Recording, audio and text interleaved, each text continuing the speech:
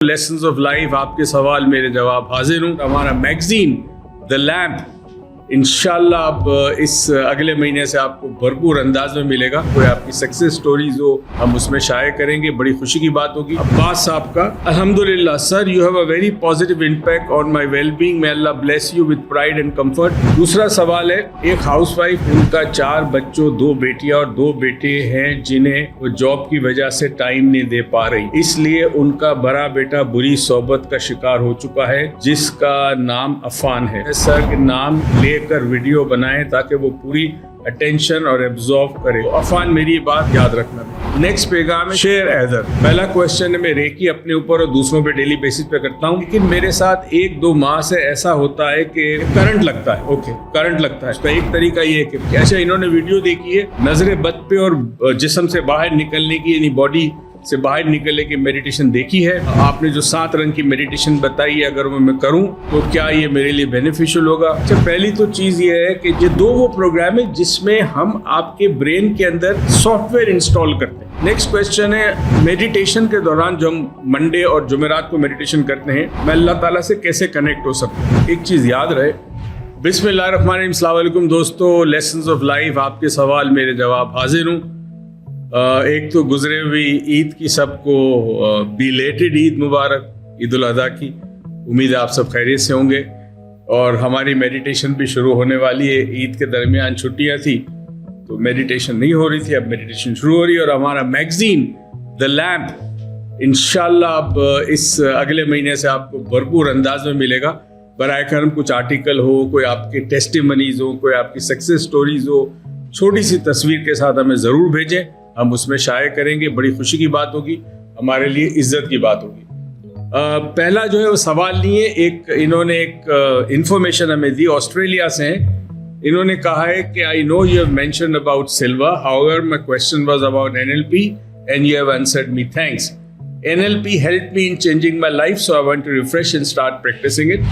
ये हमारे कोई दोस्त हैं जिन्होंने एनएलपी किया हुआ है। सिल्वा के बारे में भी पूछा था, एनएलपी के बारे में भी पूछा था। एनएलपी ने उनकी ज़िंदगी तब्दील कर दी, वो चाहते हैं उसको मज़ीद प्रैक्टिस करें। तो मेरी गुजारिश है कि जो भी प्रोग्राम आप करें उसको छोड़ ना दें। देखिए, 3 दिन, 4 दिन, 5 दिन के प्रोग्राम के बाद उसकी कंटिन्यूटी बड़ी इंपॉर्टेंट है ना। कंटिन्यूसली उसको प्रैक्टिस करें, इसको रिपीट किया करें, इसमें नई नई चीज़ें ढूंढें और उसको अपनी ज़िंदगी पे अप्लाई करें, तभी आपको इसका बेनिफिट मिलेगा।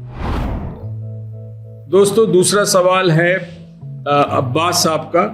सलाम sir, NLP was very effective. NLP के हवाले से है, मेरे ख्याल में इन्होंने शायद इस्लामाबाद में किया होगा।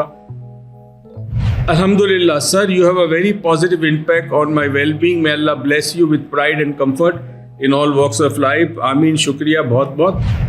आज के दौर में दुआएं देने वाले बहुत कम होते हैं, तो अब्बास साहब आपकी दुआ का शुक्रिया। अल्लाह ताला आपको भी ज़िंदगी में कामयाब करे और जो भी अफेक्ट हुआ है आपकी ज़िंदगी में पॉजिटिव, उसको अल्लाह ताला कायम रखे और मज़ीद आपकी ज़िंदगी में बेहतरी करे। दूसरा सवाल है,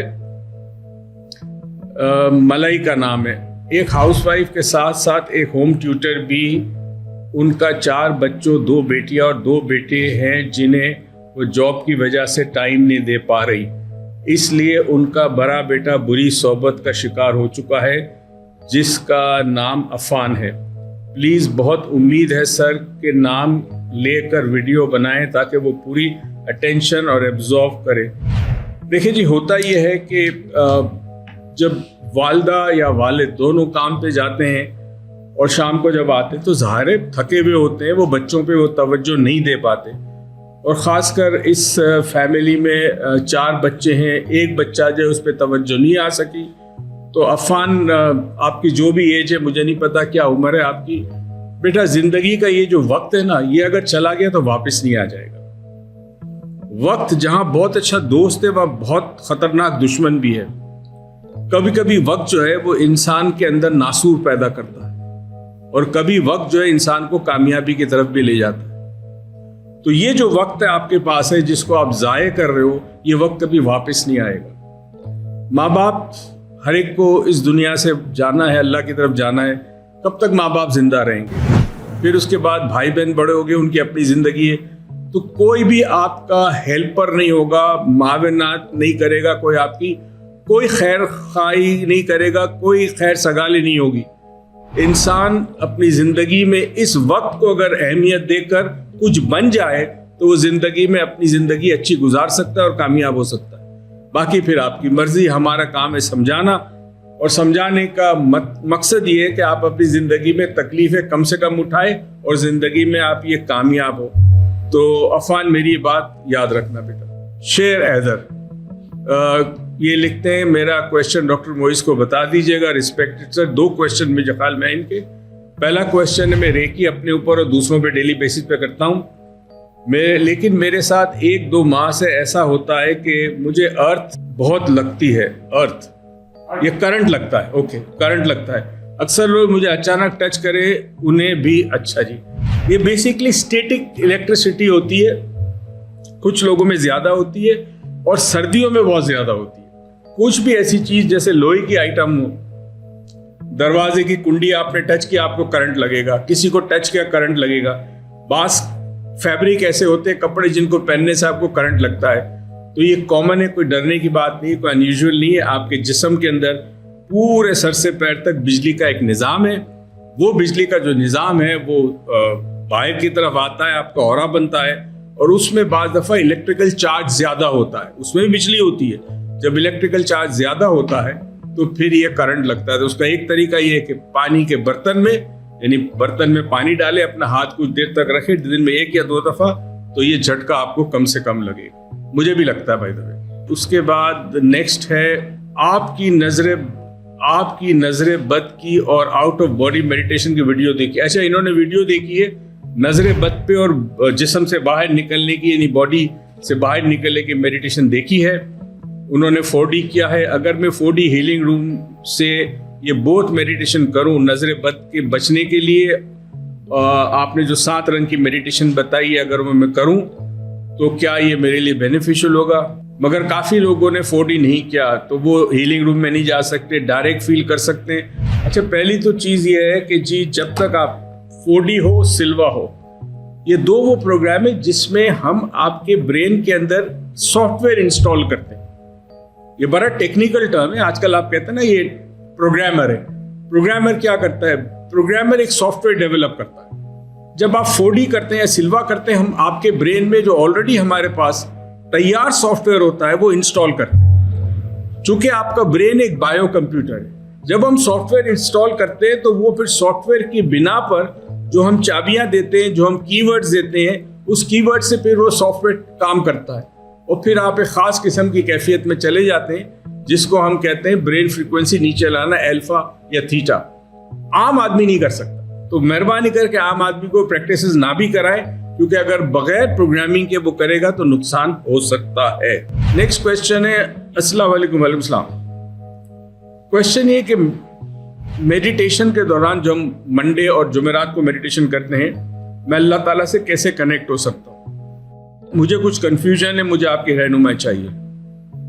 अगर आपके मीडिया पे कोई ऐसा प्रोग्राम है तो मुझे बताइए। अच्छा देखिए जी, एक चीज याद रहे, इंसान की जब नीयत होती है अल्लाह से कनेक्ट होने के लिए, पहली चीज नीयत, दूसरा उसके अपने दिल में अल्लाह के लिए बेतहाशा मोहब्बत और प्यार, और तीसरा कुछ देर के लिए दुनिया से कट जाना, यानी तनाई में बैठना, अल्लाह को याद करना। जैसे आप अल्लाह को याद करते हैं, अल्लाह कहीं दूर नहीं है।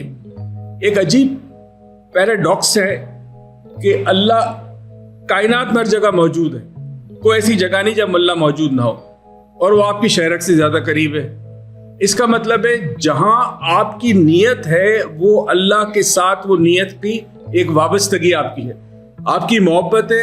कायनात में अल्लाह हर जगह मौजूद है। आपकी मोहब्बत अल्लाह के लिए जब होती है तो इसका मतलब है कि आपका वजूद, यानी रूहानी वजूद भी अल्लाह से कनेक्टेड है। अल्लाह कभी डिस्कनेक्ट नहीं होता आपसे, किसी लम्हे नहीं होता। मुश्किल में, आसानी में, अच्छे दिनों में, बुरे दिनों में, खुशी में, गम में, कहीं अल्लाह डिस्कनेक्ट नहीं होता। इंसान खुद डिस्कनेक्ट होता है अल्लाह से, यानी वो अल्लाह को भूल जाता है। जब कामयाबियां मिलती है, कारोबार में बिजनेस चल रहा है, ये चल रहा है, उससे भूल जाता है अल्लाह को। मगर अल्लाह कभी आपसे दूर नहीं है, कहीं जाना नहीं है आपको। सिर्फ कुछ देर के लिए आंखें बंद करके तन्हाई में रब को याद करना है, मोहब्बत के साथ, इश्क के साथ, प्यार के साथ याद करोगे तो कनेक्शन जो ऑलरेडी आपका है वो कनेक्शन मजबूत होगा। कनेक्शन कभी टूटता नहीं, अल्लाह के साथ कभी नहीं टूटता। उसको मजीद मजबूत करने के लिए कुछ देर के लिए तनाई में बैठकर अल्लाह ताला को याद करें। एक बड़ी इंटरेस्टिंग कहानी सुना रहा हूँ आपको, हो सकता है अगले मंथ के लैंप पे डालूं भी, कि एक खातून थी, एक ही बेटी थी अपने बाप की, आला तालीम के लिए किसी और मुल्क चली गई, बाप से राब्ते में थी, बाप बीमार था। उसने एक दिन दोस्त के साथ बात कर रही थी कि मेरे फादर एक अजीब गरीब काम करते हैं, उनके बेडरूम में 2 कुर्सियां हैं, एक कुर्सी पे बैठते, एक कुर्सी खाली होती है, मगर अक्सर वो उस कुर्सी के साथ बातें करते हैं। तो बच्ची कहती है कि मैं जब छोटी थी मुझे समझ नहीं आ रही थी, फिर मेरे वालिद ने एक दिन मुझे कहा कि जब मैं परेशान होता हूँ तो मैं कुर्सी, जो खाली कुर्सी होती है उस पर अल्लाह होता है, मैं उसके साथ बातें करता हूँ दोस्त की तरह कि मेरी मदद करो, मुझे रहनुमाई करो, मैं क्या करूँ। अच्छा जी, उसको इत्तला मिलती है कि उसके वालिद की डेथ हो गई। फौरन जाती है तो वो वहाँ पे जो दूसरे रिश्तेदार है वो कहते हैं अजीब व गरीब देखा हमने उनको, कि उनकी मौत इस तरह हुई कि वो कुर्सी पे बैठे थे, सामने कुर्सी खाली थी, मगर उनका सर जो था उस सामने वाली कुर्सी पर था, यानी जैसे रब की गोद में वो सर रख के उन्होंने अपनी जान दे दी। तो ये कहानी इसलिए बता रहा हूँ कि परवरदिगार कभी आपसे दूर नहीं होता। तो तन्हाई में कुछ देर के लिए अगर आप गुफ्तो शनीद करें, अल्लाह से बातें करें, तो वो कनेक्शन आपका मजीद मजबूत होगा। अपना बहुत बहुत ख्याल रखिएगा। मंडे और थर्सडे की मेडिटेशन मिस मत करना, रेगुलर होना उसके अंदर, अपने बच्चों को भी शामिल करना, मुझे और मेरी टीम को दुआ में याद रखना। अल्लाह ताला आपको ज़िंदगी में बहुत कामयाबी अता करे, किसी का मोहताज न करे। आमीन। पाकिस्तान पाई।